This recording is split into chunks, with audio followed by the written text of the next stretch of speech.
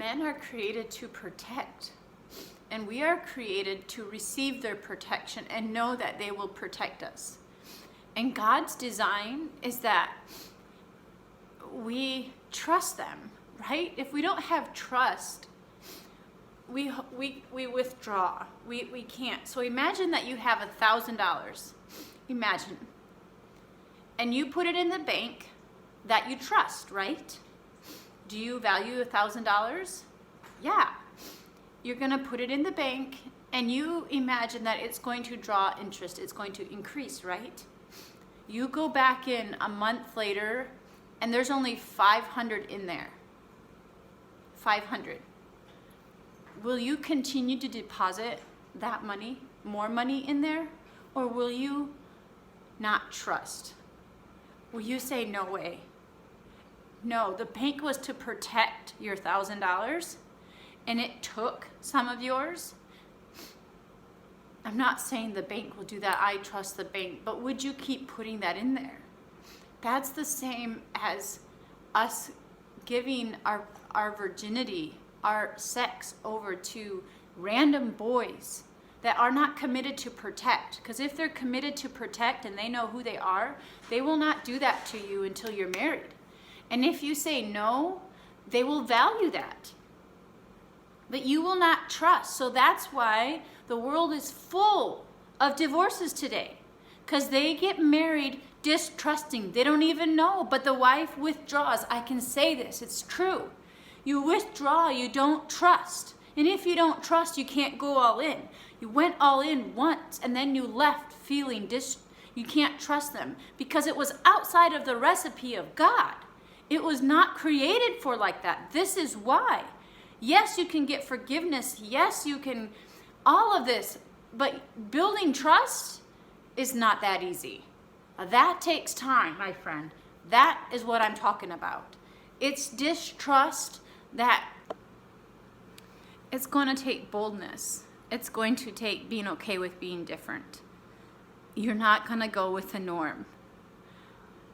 But if you have a desire to have a life of abundance, the life of joy, to following His recipe, knowing that's what will bring, you will get to reap what you sow, and you will get to experience it, the life that you were created to live. Let's talk about sex, baby. Let's talk about sex. You and me. Let's talk about sex. Yeah. Does that sound crazy to you? I get it. Do you think it's weird? Do you think it's disgusting? Do you think it's, what are your thoughts? Do you think it's bad? Do you think it's nasty?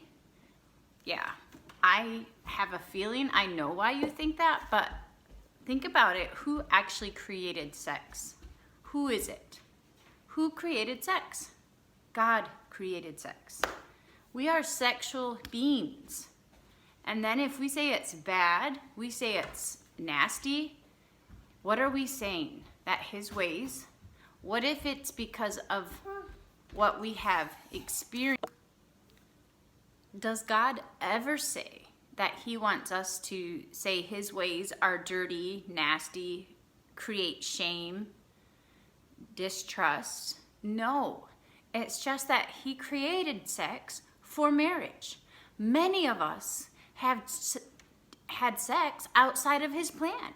Therefore came the nasty, the dirty, the shameful, the hiding, all of that, the distrust, the used, all of that. Because we have taken what God created, sex is a spiritual weapon, like inside of marriage. And it's so incredible. But when it's outside of marriage, it's a complete opposite, right? Like if you're the one that's like, well, I've had sex and it was amazing, it was outside of marriage. I understand. However, there'll be a time where you don't recognize the fruit right now in your life, but you will later trace back to that root if you desire for more in your life. You will be traced back to that root, maybe in marriage problems, maybe in relationships, maybe in trust.